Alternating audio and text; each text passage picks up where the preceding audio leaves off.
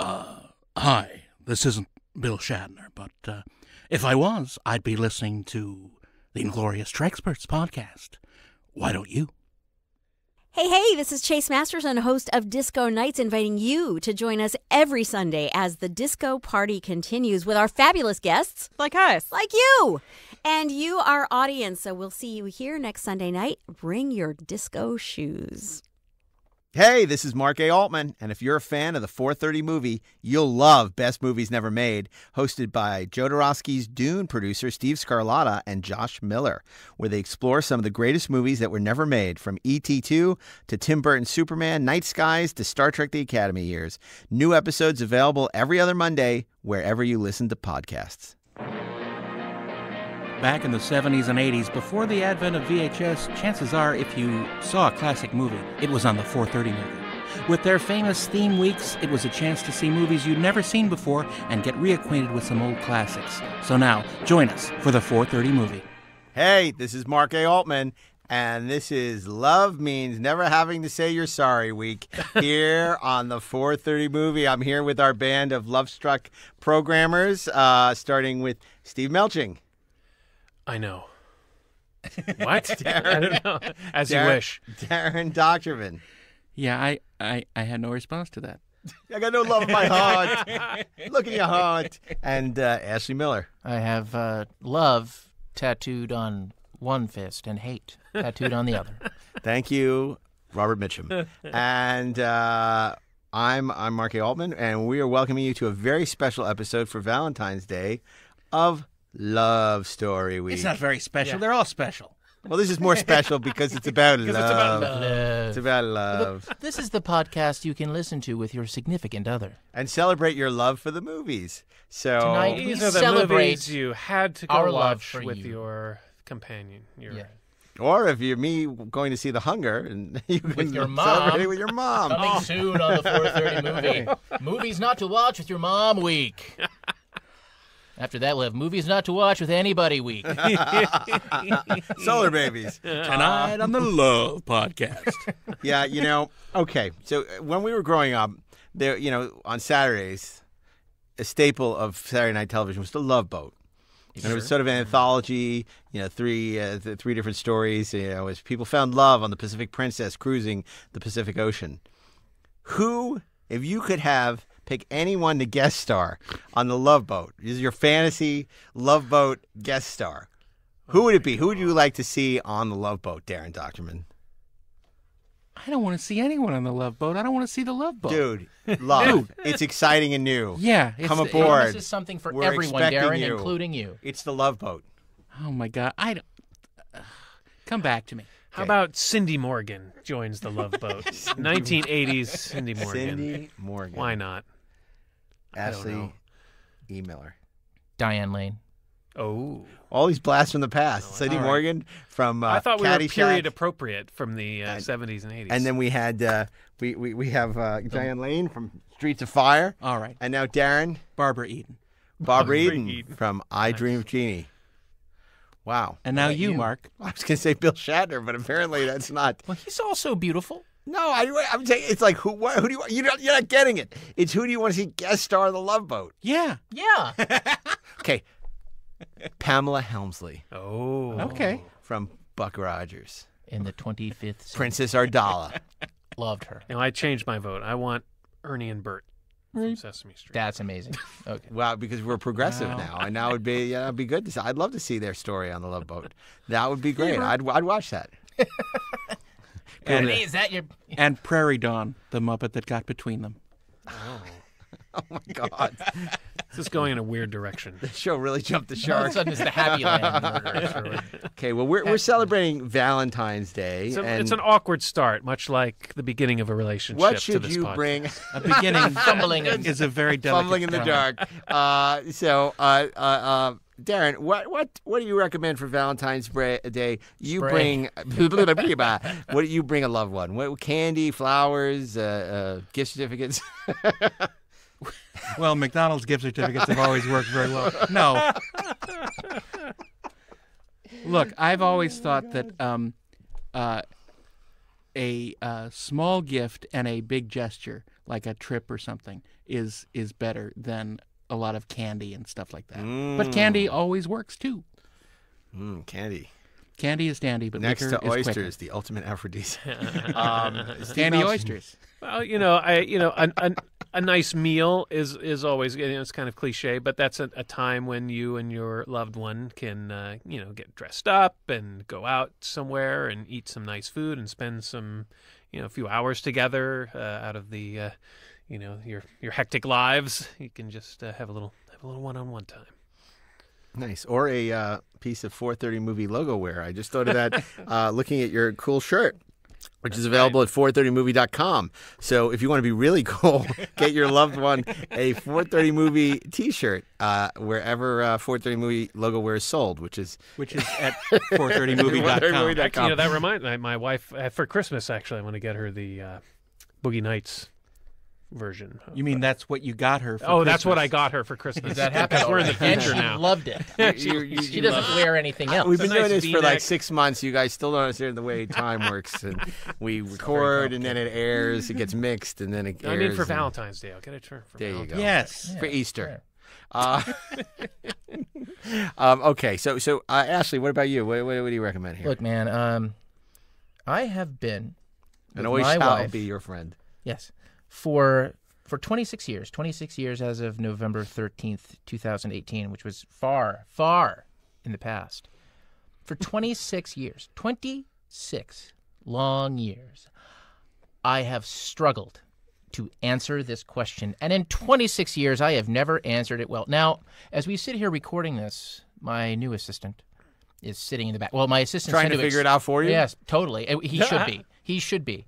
Or he's fired. So there you go. I'm going to do whatever he figures out, and it better be good. Why don't you get her a Blu-ray of Francis Ford Coppola's Dracula since she liked it so much on your first date? Great idea. I feel like I'm in The Devil Wears Prada. Okay, well, you know what? Let's get out of The Devil Wears Prada and get straight to Love Story Week. Monday, Steve. Yeah. Well, if it's Monday, I'm going to go with it's 4:30, time for movie. I'm going with the first real grown-up love story that I ever saw in a theater. The and Empire that's, Strikes Back. No, it's Witness. I was close. It has Peter Harrison Weir's, Ford in it. It has Harrison Ford. Peter Weir's film from 1985. With the wonderful Maurice Jarre score starring Harrison Ford and Kelly McGillis and Lucas Haas and Alexander Goodenough, Danny Glover, and a very young Viggo Mortensen. He plays one of the Amish. I did not know that. Yeah, he's in a couple of scenes. I did love Kelly McGillis, though. Witness and Top Gun. Ooh. Sure. Yeah, it's a good 1-2 punch. This is one of the first R-rated movies. Another one of the first R-rated movies I remember seeing in a theater. You keep saying that every week. This was like the I first. know. I mean, Well, how many R-rated movies did you see? First, after Alien, and this was in a theater, and this was going out. I think I went by myself. I think I just turned 17, so I could see it on my own, and I had a car. And Harrison Ford was in it, and I thought, I'm getting older, I'm getting grown up, I can see a grown up. I think Siskel and Ebert gave it a good review, right. Which back in the day, they were, this was appointment television for me anyway. I'm me sure too. It was for you guys. Absolutely. They always had good suggestions. I really miss having people like them around to. We are those people now. But we're not. Yeah, I suppose. Yeah, we're sad state of affairs. It truly is, because you're absolutely right. I mean, there was certain film critics that you always relied on. Yeah. And none more so than Siskel and Ebert. I mean, there were people like Richard Corliss. Yeah. For me, in the Times, it was Vincent Canby and Janet Maslin, and in the New Yorker, obviously Pauline Kael. There's so many of these great film critics where you really knew they understood film and valued their opinions. Yeah, that doesn't exist anymore. They knew the history. They had good taste. They had broad tastes. They could comment on a variety of things about a film. Mm-hmm. They were vetted, over many years of having to, get jobs at these prestigious publications. You could tell they loved movies. They just loved movies. I mean, God, the loss of Roger Ebert and Gene, a huge loss to cinema scholarship. Yeah, I mean, I remember watching them on PBS, Siskel and Ebert at the movie, or sneak previews. Yeah, and then it became At the Movies. Yeah, then it became Siskel and Ebert. Yeah, yeah. And I know that this, as like so many films that I sought out, they're the movies that I wanted to see because I was a young geek and just wanted to see all the sci-fi stuff. But it was Siskel and Ebert that interested me in to go outside your comfort zone. Yeah, exactly. Well, push me out. One of the things I love about Witness is at one point, good Lord, maybe I'm imagining this, maybe I dreamed it. We did a podcast about the Amish in the shadow of Star Trek. We did that one. We did many. Yes, we did. That was December 7th. I attempted to define like what makes a Star Trek movie, and in many ways, I think Witness for me kind of falls into that paradigm. What I really love about it is about this person from that I recognize, I can identify with in kind of his own way. Harrison Ford, this detective, going into this completely different world, and just disappearing into this culture. But he is still an alien, and these aliens won't do basic things to protect themselves, to take care of themselves, at least from his point of view. And his journey is learning about that culture and learning what the things that he rejects about that culture say about him and what he needs to learn and who he needs to be. And it's really just this terrific character journey on top of being a great thriller. It's you watch the change in this man. It's not like he suddenly becomes Gandhi. But he definitely looks at these people in a different way. There's a certain sort of above it all contempt at the beginning of the film, and by the end of it, it's a completely different deal. And it is, in a way, about our relationship with technology versus our relationship with each other. And in that sense, I think maybe it's an even more relevant movie for this time than it was in the time that it was made. I mean, the Amish don't friend each other on fucking Facebook. It's a kind of a double fish out of water film. I mean, it opens with Kelly McGillis and her son traveling to the city to be with her sister in the wake of her husband's untimely death, and they get drawn into this. The son is a witness to a murder, and Harrison Ford is the detective in Philadelphia who is investigating the crime. Discovers that the suspect is a fellow police officer and is nearly killed when they realize that he's onto them, and has to hide out in Amish country. And that's what Ashley's talking about, this moving into this Amish world of no technology and a very religious, gentle, agrarian community. And it's great to watch. First they don't want to bring him in just as much as he doesn't. I don't think he doesn't want to be there. They sort of nurse him back to health. It's a little bit Paradise Syndrome. Yeah, that was Mosquito Coast. And Kelly McGillis and they really don't like each other at first. She resents being forced to stay with Harrison Ford's sister in the city for their own safety while they're investigating the crime. She wants to move on with it. He just wants to solve the crime. Then he gets stuck up in Amish country, and so there's a lot of tension between them, which is great for any a great romance movie. And it's really wonderful to watch these two characters that are sort of bound together and get drawn together. And I think this might be the first movie I cried at in a movie theater. I was so sad, or so sort of happy and sort of sad. And the resolution to the movie is just wonderful. And I can't say enough good things about the technical aspects of it. The cinematography, I believe Peter Weir was also the cinematographer. Is that right? I'm not sure. It was it won an Oscar for its screenplay and its editing, and then Harrison Ford was nominated for Best Actor. The film was nominated for Best Picture, Best Director. No, John Seale was the director of photography. Okay. The great John Beautiful. He's great. And the cinematography is just lush and gorgeous. And Harrison Ford gives a great. This is his first real dramatic performance, and it was kind of a revelation. It's like this guy can act, and it's not a huge stretch for him, Right. but But it proved that he was a movie star. Yes, he's not just the spaceman this or the goofy cowboy. character, or and he's terrific in it, and that then. And the success, it was a very successful film, both in terms of awards and financially. It encouraged him to stretch, and his next film was The Mosquito Coast, Peter Weir also directed by Peter Weir. I really love The Mosquito Coast also. Unfortunately, audiences didn't.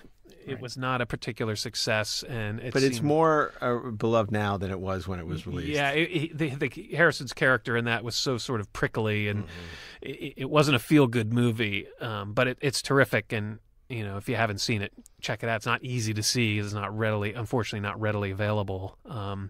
But I think the relative failure of that film discouraged Harrison Ford from continuing to push himself into those kinds of films, and he kind of retreated back into the more traditional leading man movie star roles. But there's this barn raising sequence that's just like transformative in that movie. I mean, it's got this it's almost without dialogue, where the score takes over and the editing, and it's absolutely beautiful. It's stunning. All the great location work out in Lancaster County, Pennsylvania. Yeah, and they really don't make movies like that anymore. I mean, it's a cliche, but unfortunately, this would probably be a TV series now, or a limited series. Yeah. They would sell it as 10 episodes, and they put a movie star in it, and then if it was hugely successful, they say, and next season, wait, I thought it was a limited series. Yeah. But Witness again. It's one of those movies that was a mid-budget movie. Today it'd probably be made for like $40 or $50 million. It's got a big movie star, or an indie for $1 million. Right. Yeah. They literally don't make them like this. And it was anymore. A huge hit at the time, as you said, and very much in the cultural conversation. Yep. And I love what Ashley was saying. It's about what I really like about I really like movies that introduce the viewer to a new world that you maybe don't know much about, and it could be anything from like fighter pilots and Top Gun, or any sort of subculture or that's outside of your everyday experience, and getting to spend an hour and a half in Amish country it was really interesting. Yeah, no, it's a great choice. And a great love story. It is a love story. It's a great love story, I think. Darren, Tuesday. Well, here we are on the second day. Mark, you were mentioning before about Woody Allen's making Manhattan a character, and really sort of expanding the knowledge of people who've never been there. And you were also mentioning that no one seemed to do that about Los Angeles, but I say that someone has. They did L.A. Story in 1991, starring Steve Martin. Victoria Tennant from the Winds of War. And Sarah Jessica Parker? And Sarah Jessica Parker. From Sex and the City. Correct. later in Sex and the City. But it's such a sweet, funny, goofy story, all shot around Los Angeles and the environs, and it's really a love letter to Los Angeles and to the crazy people that live there. And I absolutely love it. There's sort of a dream sequence in the middle of the film. It's where Victoria Tennant and Steve Martin's character, they're taking a walk and they're falling in love, and there's a moment that they both are looking into a reflection of themselves, and they both have turned into children, and it's just so moving and wonderful and sweet, and I absolutely love it. And Steve Martin is amazing in whatever he does. No, he wrote it. He wrote it as well, and it's just it's so good, and it's a sweet love story. It's one of my very, very favorites. In fact, kind of going back to my wife of however many years that's been. I actually, L.A. Story was one of my girlfriend tests. Really? We watched it on video, and I would know if I was going to continue dating her if she dug this movie, and if she didn't, there was nothing. Yeah. Of course, we're done. Get out. You don't like it. Steve says go. No, but she loved it. I would argue that, and by the way, that scene you're talking about is just beautiful. The entire movie is like a dream sequence, but in a wonderful way. But now that I live in Los Angeles, I get on a completely different level. But it made me want to live in Los Angeles. Right. I wanted to try to get a table at Lidio's and have to deal with a maitre d' who is like, it's like, you can have the chicken. How can you expect to have the duck with a credit rating like this? Played by Patrick Stewart. Patrick Stewart, who is so awesome. You cannot have the duck. You can have the chicken. Just people getting into their cars to drive to their neighbor's house. I mean, eating and an earthquake strikes and they just sit there. And no one notices. No one pays attention. And they pick right up where they left off. The crisis of the movie in the third act is he's a weatherman, and every day it's the same goddamn weather. And so he thinks, you know what? I'll be safe if I just pre-record it and run off and do this thing for love. And all of a sudden, it's a storm. It's a beautiful movie. And the road signs talking to him. Yeah. If you have not seen this movie, you have to see this movie. It's beautiful and it's joyful. It's there's charming. There's not a negative bone in its body. There's no cynicism in it. It's just which is weird if you sort of the satire of LA, that it's not cynical about it. It embraces it. It loves it. Well, let the cynic with a negative bone in his body interject. No. I like LA Story. I think it's cute. I actually, if I was going to pick a Steve Martin film, would go with Roxanne, which I think is a much better film. Well, did you pick that for Thursday? I did not. Okay. I think it's cute. I mean, I like it. I'm surprised, by the amount of affection this movie has. I think, like I said, I think it's cute. You wouldn't be steering yourself wrong to watch it. You won't not enjoy it. Well, you wouldn't make the girlfriend test. I would not be my girlfriend. Clearly not. It's a nice meditation on life in L.A. It's big and it's goofy, and the talking road signs and freeway signs and everything. But it's. But again, Steve Martin is an acquired taste. I'm not as huge a Steve Martin fan as other people, but. And this was sort of the maturity, him maturing over this era, coming from The Man with Two Brains and The Jerk and, The Wild and Crazy Guy and King Tut of the 70s, sort of maturing as an artist in the 80s. And it was definitely, a great step forward. Like I said, I prefer Roxanne. That's fine. Fair. And I love Roxanne too. Roxanne's terrific. But I love LA Story better. Me too. Yeah. I just adore that movie. No, and I get it. It's a good choice. It's a good choice for you. On that's Tuesday, LA Story, Tuesday. And then on Wednesday, Ashley, what else was on the girlfriend test? Well, Wednesday. So many things happen on a Wednesday. I think it's special that on Love Week that I get Wednesday because, as we know, Wednesday is Hump Day. I said that Never was there a more Can we stop the podcast and Henry Thomas and Dabney Coleman and Cloak and Dagger? Oh God. Yeah. So it's you guys are gonna think I'm making a joke, but I'm not. Why is that not a movie, by the way? Is there Hump not Day? A movie called Hump Day? I know, right? It's like, let's write that now. It's like we can sell it on a napkin. Are you kidding me? It's like, Zach, call my agent. Let's sell the sucker. It's Hump Day, and the premise is.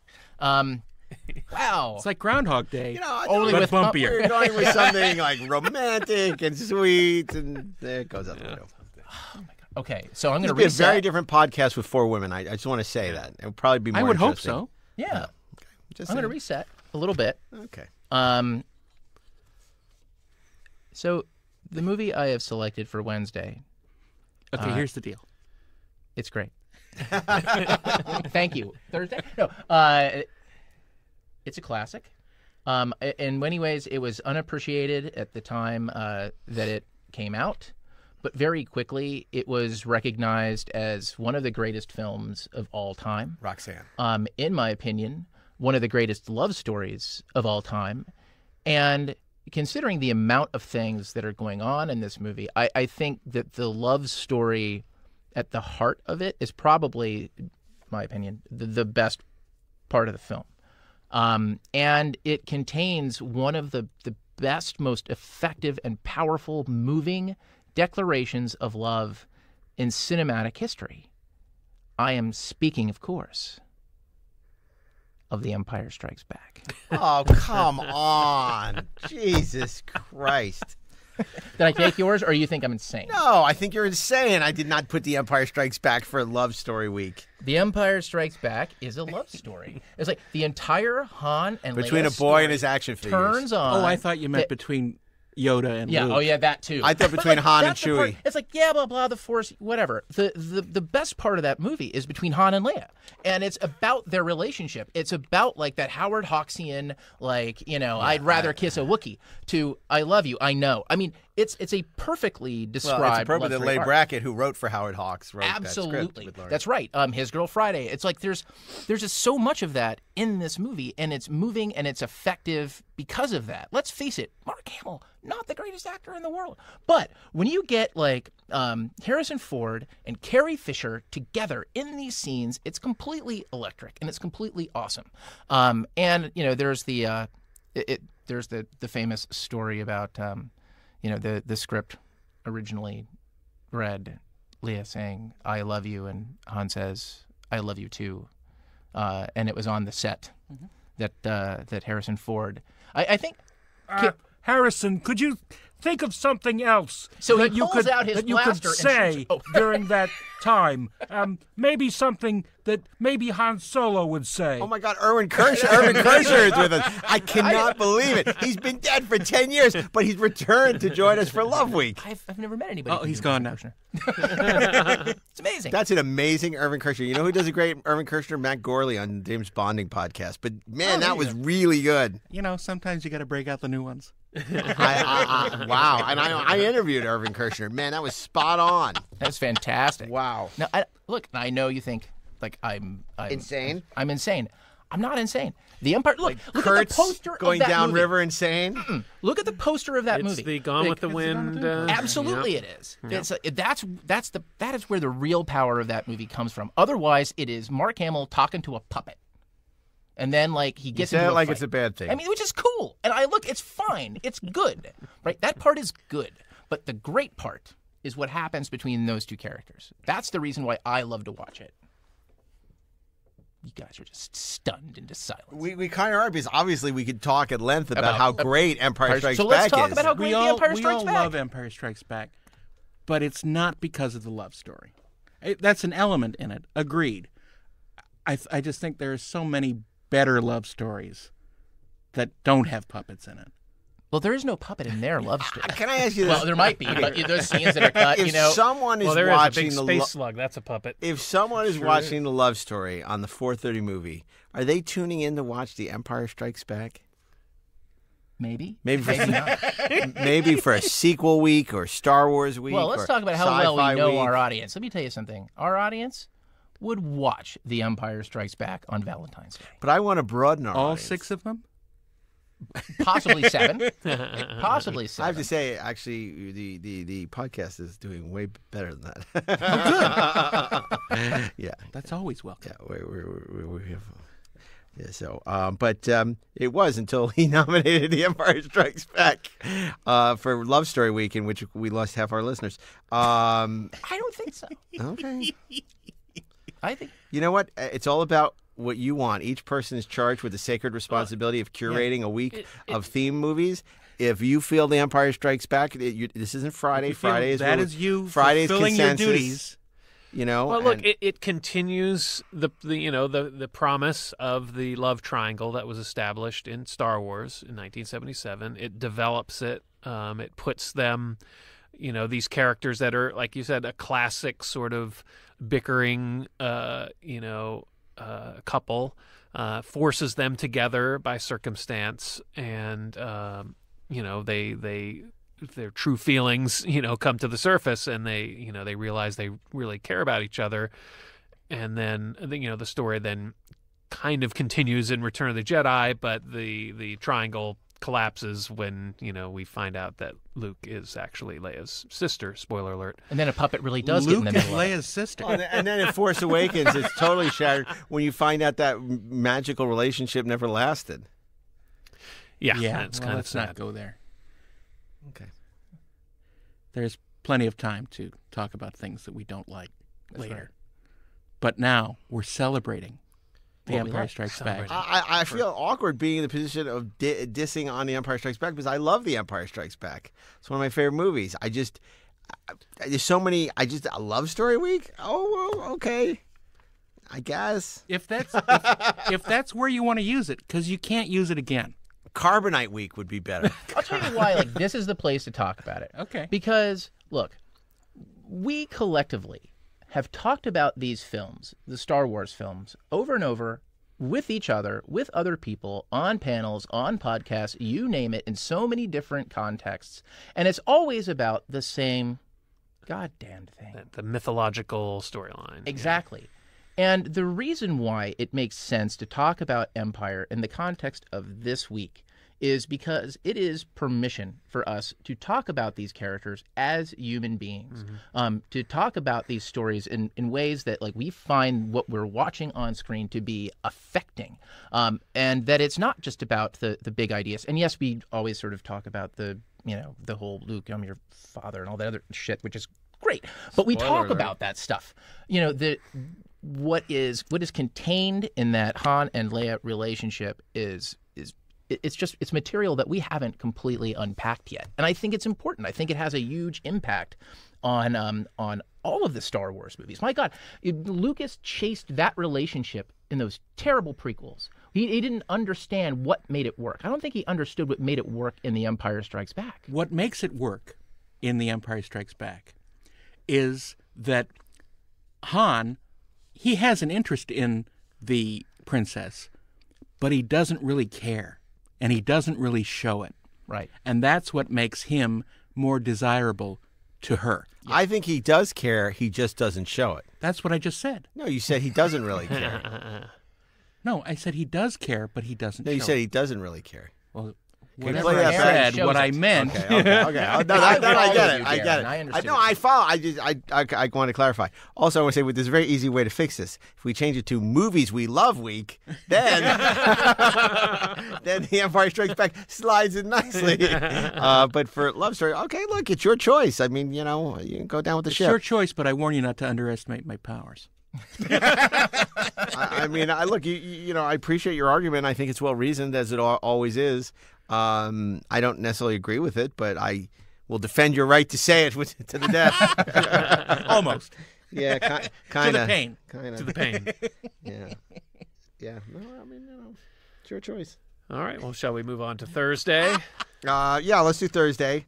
The pressure's on now. You better pick a really good love story after giving Ashley all that crap. That's right. You proceed from a false assumption. You assume I care what anybody thinks. That much is certain. I have no ego to bruise. It's really funny because you mentioned L.A. Story and how Manhattan was a great love ode to New York, and I thought about that because it's Woody Allen's ode to New York being the greatest city in the world. But for Love Story Week, I actually got the memo that said it should be about great love stories. So my film is Casablanca. Yeah. And God damn it. what? Well, I was hoping it would be something that I could shit on, and you picked like one of my two favorite movies of all time. Well, I'm sorry. Well played, sir. Look, Casablanca is not only an incredible love story, it's an incredible war movie. It's also an incredible story of, I wouldn't say unrequited love, but the realism of The realism of sometimes unobtainable love. and the sacrifices we have to make. And Witness is the same way. It has these two characters that are drawn together that are then forced apart. They can't be together. I love that kind of tragedy. One of the reasons I picked this not only is because of one of my favorite movies of all time. It's because I'm amazed at how many people have not seen Casablanca. Mm-hmm. I kind of assume, when I have conversations that, like, of course, it's a given that everyone has seen Casablanca. Apparently, this is not true. No.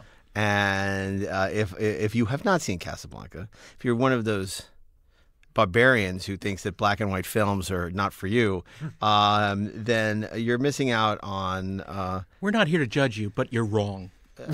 And stupid.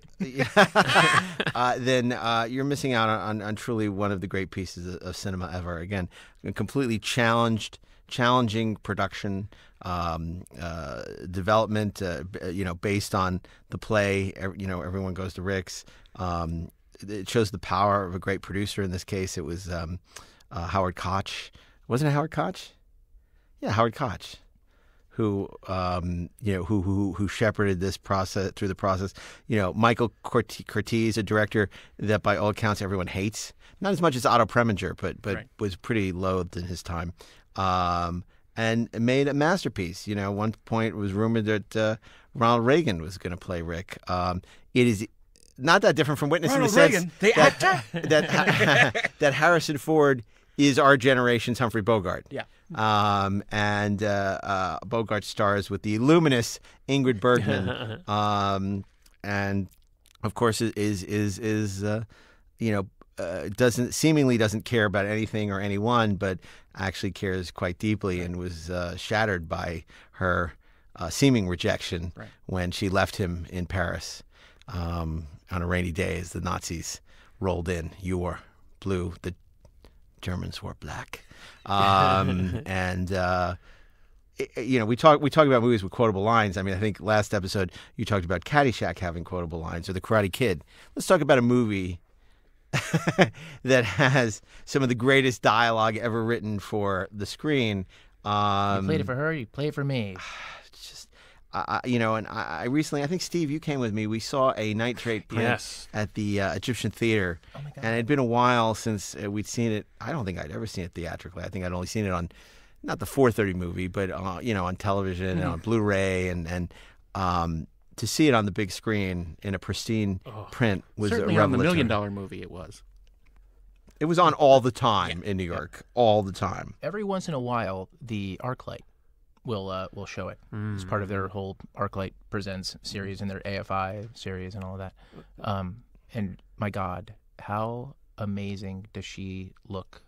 I would keep your eye on the Cinematheque schedule, because a couple years ago, the Cinematheque, the Egyptian Theater, remodeled their projection booth to be able to show these nitrate prints, and I believe this was the first or Nitrate. second print that they showed. Yeah, it was the first night, and it was introduced by Christopher Nolan, and it looked stunning. And it looked like it was made yesterday. Yeah. And it is an extraordinary film. It's one of those movies, like Citizen Kane to me is my favorite movie of all time, right? But I understand some people that don't like it because they can't appreciate Wells's genius in terms of Casablanca is the everyman's favorite film because it's just so accessible.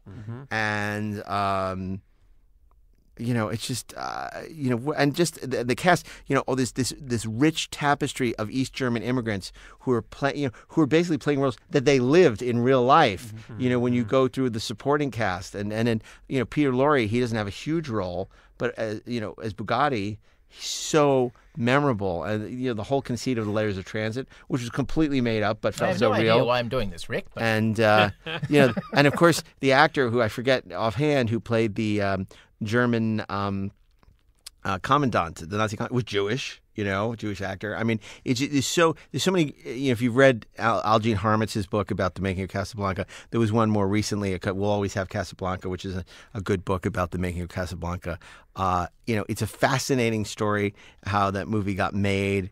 And why it endures. And Warner Bros. Did a beautiful job with their Blu-ray anniversary release. I hope they put it out in 4K, although I can't imagine it looking much better than it did in that last release. But I absolutely I adore Casablanca. It is one of the great love stories of all time. And of course, in a way, it's a love story as much between Claude Rains and Humphrey Bogart's Rick Blaine as it is with Ingrid Bergman, because of course, look who ends up together, And Ingrid Bergman clearly wants to go with Humphrey Bogart, and Paul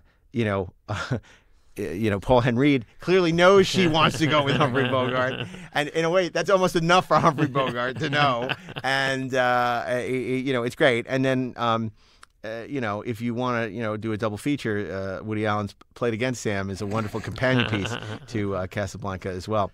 But I can't say enough good things about it. I'm shocked that there's gambling going on in this establishment. Nobody ever says "Play it again, Sam." No, they don't. No. It's like Beam Me Up, Scotty. Yeah. I love Casablanca to pieces. I didn't see it for a very long time. I rejected the idea of seeing it because it was just a classic, and I just felt it forced upon me. And then I got my head out of my ass.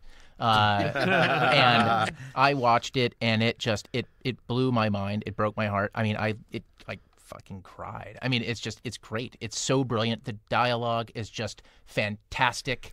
It's like, why are you in Casablanca, Rick? It's like, I came for the waters. We're in the desert. I was misinformed. I mean, it's a brilliant film. His arc is brilliant. There's only one real misstep in the film, and that's kind of the flashback montage to like being in goddamn Paris, which I mean, I don't know what the fix is for that, but I'm pretty sure that the only movie where you're allowed to have that kind of a montage anymore is Casablanca, and everybody else is just, no, forget it.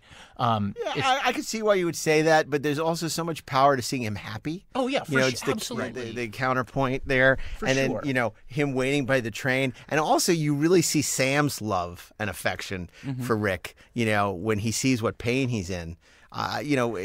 Dooley's character is such a, often gets overlooked, but the power of that friendship it's really amazing, and it's Sidney Greenstreet. Oh, I know, right? Who is it's so. Oh man, I just think talking about it, I just want to go watch it right now. Totally. And the ending. I mean, look, what can we say about the ending that hasn't been said? But if you don't know the story, there was a movie that didn't really know what the hell its third act was until the very last minute that the Epsteins kind of famously came up with The Usual Suspects. Like it was like a miracle bolt from the blue solution that hit them at the last possible moment to make that the resolution of the film. And what I love most about it is first of all, it's a perfect payoff. It reminds us how much we love Renault. Who, it's like, I'm shocked to see gambling going on in this establishment. You're winning, sir. Thank you.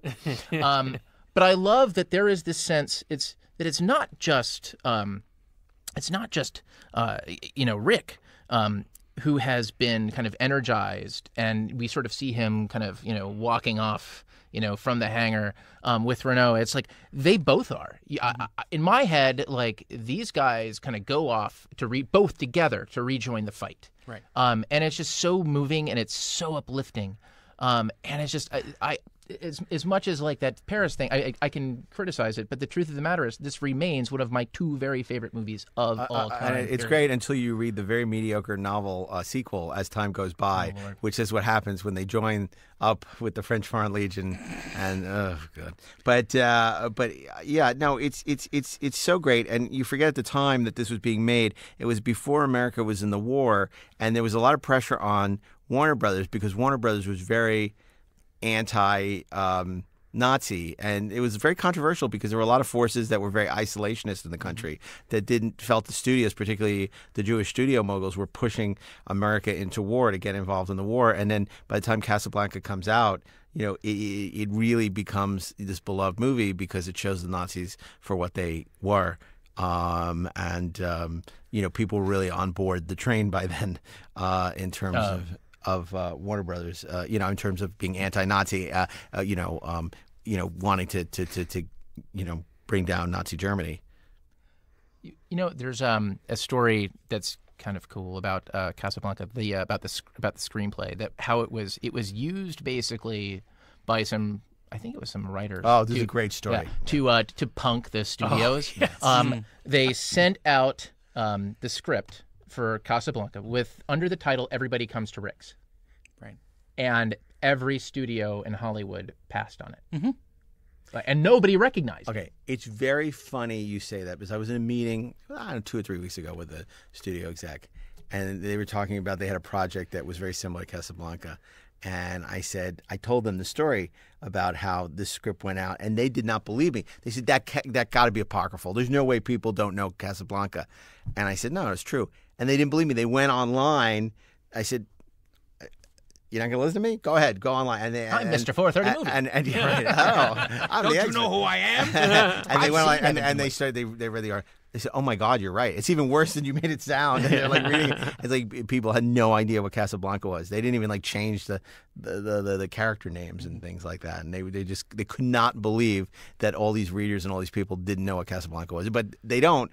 And that's why it's, again, for me, there was very little question as to what movie, I wanted to pick this week. Because not only is it an amazing movie and wildly entertaining, but it's it's a great love story. And even as a kid, it was a love story that I enjoyed. And as you say, when you're younger, it's like the love stories don't necessarily appeal to you unless it's The Empire Strikes Back. And but I've always loved Casablanca, and I always will. I've always loved Casablanca, and I always will. But I've hated Klingons. Yes. So Friday, we got a lot of possible options. A lot. Oh A my lot, and we, obviously they're the obvious low-lying fruit like Titanic. Sure. There's more eclectic stuff like Michael Gondry's Eternal Sunshine of the Spotless Mind. Right. Classics like Gone with the Wind. There's also more recently Blue is the Warmest Color. Shakespeare in Love. I would argue for Officer and Gentleman's great. Absolutely. I'm going out to my car with my wife, and I won't be back for 15 minutes. Wait, no, that was the Simpsons parody of an officer and a gentleman. I got nowhere else to go. One of my favorites is The Philadelphia Story with Jimmy Stewart, Cary Grant, and Kate Hepburn, in which Kate Hepburn has as Tracy Lords, which became the nom de plume in Spy magazine in the 80s, and then also for a famous porn star, underage porn star, basically is remarrying a real dud, and Cary Grant is trying to break up the relationship, and there are two reporters there. One of them is Jimmy Stewart to cover the wedding, and it's based on a play, very famous play, but it's funny. And everyone's just great in it, and it's the era of the great movie stars, and everybody is in their sweet spot. Kate Hepburn is the definitive kind of Kate Hepburn role, and Cary Grant's being Cary Grant, and Jimmy Stewart. It's super great. It's George Cukor, really terrific romantic comedy. Well, if we're talking about classics, a movie that I hadn't seen, other than Empire Strikes Back. A movie that I hadn't seen until about 5 or 6 years ago. I saw it. I didn't expect that I would dig it. My wife kind of dragged me to it. Again, it was like an ArcLight Presents kind of a deal, and I love it. It affected me deeply. Breakfast at Tiffany's. Oh yeah. Audrey Hepburn is she's perfect in that movie as Holly Golightly. Boy, there's one for spoiler alert week. But no, she is perfect. George Peppard plays a young man who wants to be a writer, who's basically like he's the kept man of this very wealthy woman. If you can find him. If you can. He and B.A. Baracus. I mean, the interesting thing about that film is that, look, Holly Golightly is an escort, but what you realize as the movie goes on is that literally everyone in the film is a prostitute. Right. But it is also even Mickey Rooney playing an Asian. That's right. Everybody in that film is kind of in that role, but it really is about just wanting love and wanting something authentic. But it's told from the point of view of all of these people who are caught in these sort of very inauthentic lives, and in Holly's case, quite literally.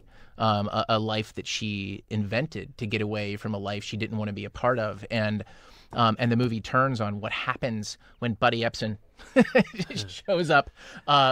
He's either like Beverly Hillbillies, or at one point like the Scarecrow, and anyway, he's great. But he shows up, and it kind of spins her life in this whole new direction because she's suddenly confronted with the truth. She suddenly has to deal with the truth of who she is. It is so well made. It is so funny. And again, Audrey Hepburn is just luminous. That's a great choice. I'd like to throw one out, if you don't mind. Rob Reiner's Woody Allen movie. Yes. When Harry Met Sally. On my list as well. Written by Nora Ephron. It's Billy Crystal and Meg Ryan, and it's great. It's great. It's great. We follow them through, I think, 3 or 4 times in their lives when they are brought together by circumstance, and we see their developing love story, and it's really fun. And how about the framing device of the couples telling their interviews, stories? The interviews for old couples about how they met. And that's the best description. It's Rob Reiner's Woody Allen movie, but it's great. Yep. It's great. And that scene Oh, it's just everything about Billy Crystal's never been better. Meg Ryan, it defined her as the sort of sweet it girl of the '80s. Yeah. It's so charming. My friend and I were at the Horn and Haudat cafeteria, and I look over there and I see this girl, and I say, Norman, that's the girl I'm going to marry. What's funny about When Harry Met Sally? Also, it has a great scene where they're watching Casablanca on television. Exactly. yeah. That's what reminded me, actually. Yeah. That's what reminded me, because everything connects. I love that. Well, and speaking of Rob Reiner, we would be remiss if we didn't mention the A Few Good great Men? story about True Love. And the Yes. passing, we are mourning the passing of William Goldman, The Princess Bride. Oh yes, yes. You know, As you a wish. modern classic romance fairy tale, absolutely charming. Everyone knows it. Or in its original Cylon, by your command, which also means I love you. And that's also a love story in a number of different directions. Even the story of Inigo Montoya seeking revenge for the death of his father is a story about a boy's love for his father. It's just it infuses everything. The relationship between Peter Falk and what's his name, Fred Savage. Fred Savage. Just that's so beautiful. The ending is just so beautiful. It's like, Grandpa, do you think you could read it to me again? I love that movie. It's Every beautiful. frame of it is perfect. My choice has the greatest meditation on relationships ever. It has basically a relationship is like a shark. It has to keep moving or it dies. And of Jaws course, of Revenge. Is that your that's- choice? That's from 1977's Oscar award-winning movie Annie Hall, which I obviously another one of my favorite movies For the of all longest time. time, I resented Woody Allen and would never see his movies Because it beat it Star beat Star Wars. Wars for Best Right. Picture. Right. And When you then were a I kid. grew up, and I think the first I was going to nominate a different Woody Allen film. The first Woody Allen film I saw, Hannah and Her Sisters, which I absolutely loved, Yep. and that brought me down the rabbit hole of another great Woody Allen. He obviously makes a lot of love stories, but one that always affected me was The Purple Rose of Cairo. Yes. A wonderful love story with To Jeff the movies Daniels, as well as where Mia Farrow is escaping her miserable life in the Depression and an abusive husband in the movies, and is enamored with this screen star played by Jeff Daniels, who looks down at her from the screen and notices her there at every show and comes down off the screen and begins a romance with her. It's absolutely charming, wonderful film, beautiful black and white cinematography. I'm sorry, I rushed right over Annie Hall, which is a fabulous movie. No, not at all. And one of my favorite love stories of all time is Otto Preminger's Laura, where basically a detective falls in love with a dead woman. Right. His picture. He's investigating her murder, and as he hears all these stories about her, he falls in love, and it has just sparkling wit. What amazing dialogue. Waldo Lydecker. Played by Cornell Wilde, I think. No, not Cornell Wilde. Oh, my God. I'm slipping. But just a brilliant performance there. It's so smart. And Jean Tierney, Luminous does not even do justice to what she is in this movie. But it's part noir, part love story. And a lovely score by David Raxon. Oh, yes. Very much so. That's a very iconic piece of music, the Laura theme. And I truly love that. But, not all love stories have a happy ending. Love Story certainly doesn't. But the one I'm thinking of is Dangerous Liaisons, Stephen Frears' movie about the things we do for love or lust. Right. And It's beyond my control. it's beyond my control. And Well, and speaking of sad endings, maybe this is better suited for Shakespeare Week, but I was blown away by Baz Luhrmann's William Shakespeare's Romeo and Juliet with Leonardo DiCaprio and Claire Danes. Right. It was such an entertaining, so brilliantly visualized, so energetic. I never knew Shakespeare could be so vibrant and sort of relevant, and it just really brought that story to life. I was going to go to the mattresses for When Harry Met Sally, but I have to say, to me, I think Romeo and Juliet is the best way to cap off a love story week. I just want to suggest a few more films, but Yeah, I know. I think I got a that couple more too. Before you do that, I just want to throw out one more Cameron Crowe's Say Anything. Yes. Oh yeah, Yeah. get the boombox out. Yeah.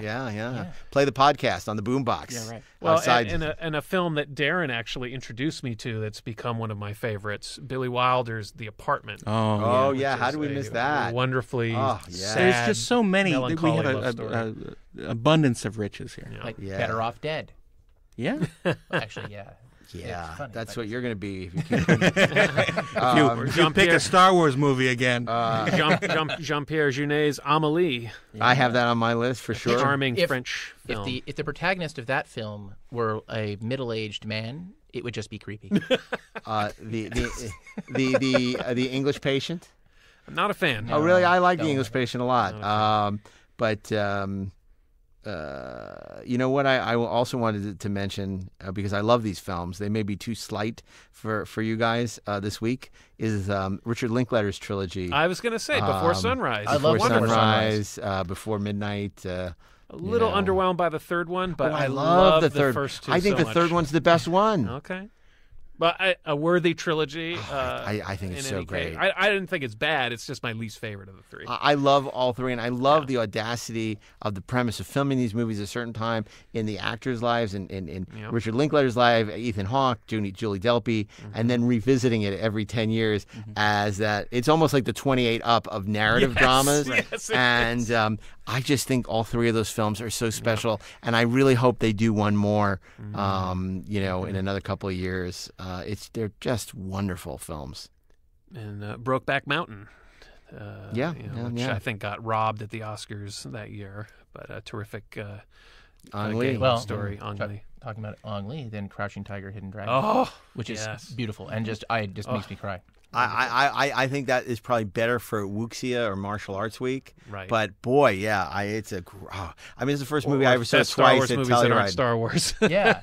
Right? I mean, it's like you get Ang Lee to do a Star Wars Yeah. movie, My right? God. How Yeah. great would that be? Yeah.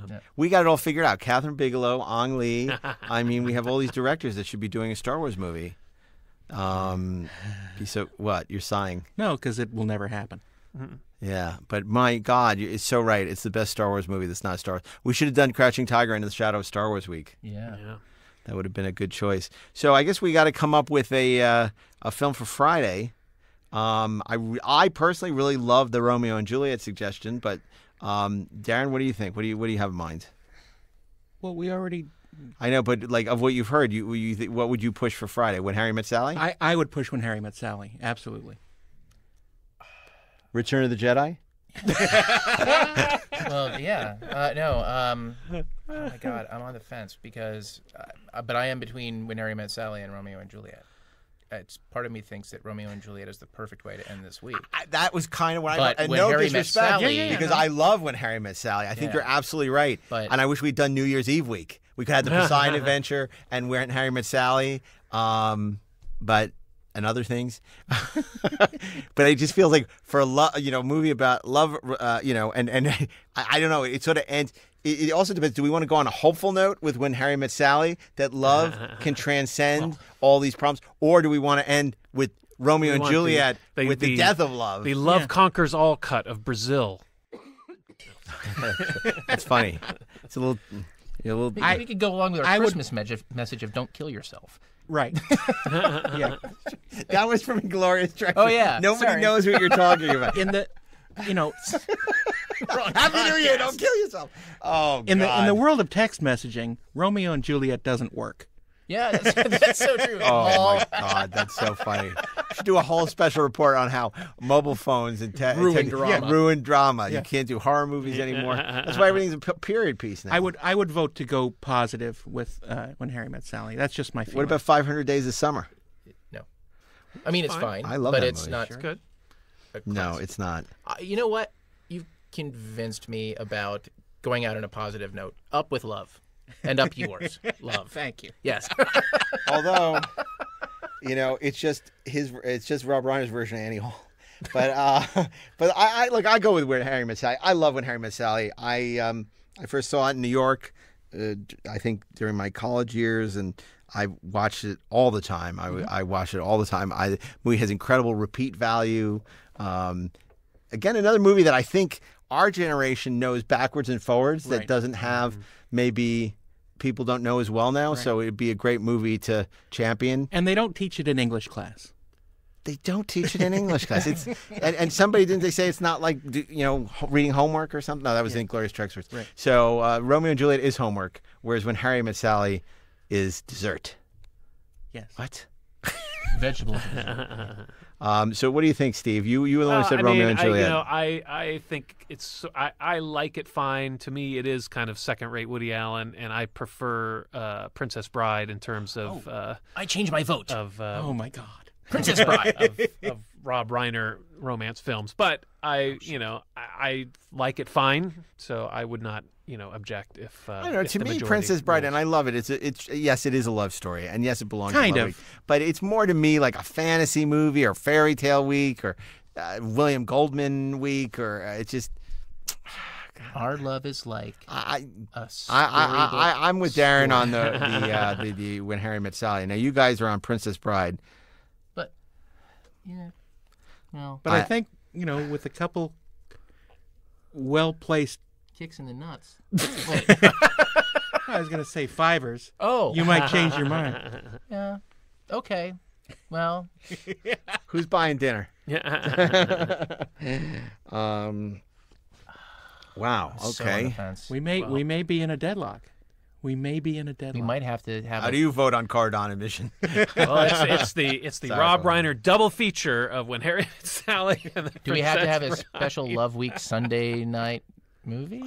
No. No, because that opens a whole can of worms. Yeah, I mean, there's so many movies that belong, that we talked about. Worms, these. Roxanne, worms. I mean, look, there's so many other movies. Gone with the Wind, Annie Hall. I mean, it's like, so I don't want to open that door. I think we need to commit to Friday. Choose and perish. What does Bill Ritter think? He's not voting. He's not voting. He's shaking his Staying out of head. it. My wife likes Dr. Zhivago. Oh, Dr. Zhivago. His wife likes Dr. Zhivago. He's not helping us. The ultimate vegetable.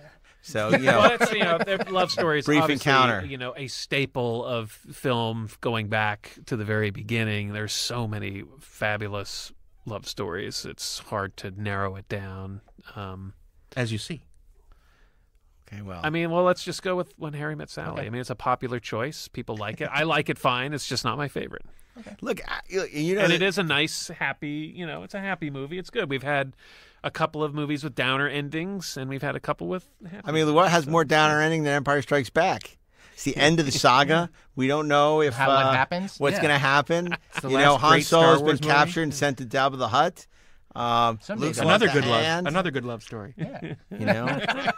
So look, I'm glad. I like When Harry Met Sally a lot more than you do, Steve. I'm with Darren on this. I think it's a really, really great movie. It is warmed over Woody Allen, but even warmed over Woody Allen still tastes great. It's like cold pizza is still good, and it's better than cold pizza. Monday, Harrison Ford is John Book in Witness. Tuesday, Steve Martin is L.A. Story. Wednesday. Wednesday, time traveling Ashley appears and convinces Ashley that you know what? I'm swapping Breakfast at Tiffany's into Wednesday. I think that is I commend you, sir. Well done, That is time an traveling excellent, Ashley. excellent. He You know what? averted catastrophe, apocalypse. We would be mocked mercilessly on Twitter and Instagram, on our Facebook at 430 Movie for months had Ashley not time traveling Ashley not convinced present Ashley. And you don't even have to let Edith Keeler get hit by a truck. Breakfast at Tiffany's. Breakfast at Tiffany's. On Thursday, A Kiss is Just a Kiss, A Sigh is Just a Sigh. As time goes by, Casablanca is our Thursday film. And Friday, Thigh is just a thigh. the thigh is just says the Colonel. And and on Friday, it's When Harry Met Sally. It was murder. No, it wasn't. I'll have what she's having. I'll have what she's having here on the 430 Movie. Well, I have to say this was another interesting week for the gang here at the 430 Movie. I'll be interested to see what our listeners have to say. Do you agree with Ashley, future Ashley, or present Ashley? I don't know. Of course, when they hear it, it'll be in the future. So it'll be like, do they agree with present Ashley or past Ashley? Wow. And by the time travel. by the time this appears on air, it will change many times. It'll be Glenn or Glenda. We'll be back next Friday with an all-new episode of the 4:30 Movie, wherever you listen to podcasts. It's good that you changed your vote because, we were auditioning replacements for you.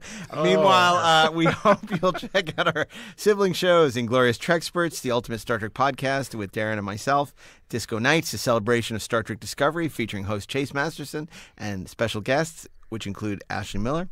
Meanwhile, if you want to check out previous episodes of the 4:30 Movie or purchase some of our great 4:30 Movie logo wear, you can go to 430movie.com or suggest future theme weeks or tell us how we screwed up or tell Ashley how he was a hero at 4:30 Movie Podcast, at 4:30 Movie Podcast, or on Facebook or YouTube at 4:30 Movie. And if you're feeling really generous, please go on Apple Podcasts and rate us 5 stars. It only takes a second. Do it. And finally, a very special thanks to everyone here at Electric Surge for making this show possible. Thank you, Bill. Thank you, Natalie. Woohoo! And until next week, on behalf of Stephen, Ashley, Darren, and myself, and future Ashley, thanks for joining us here on the 4:30 Movie. Eyewitness News starts now.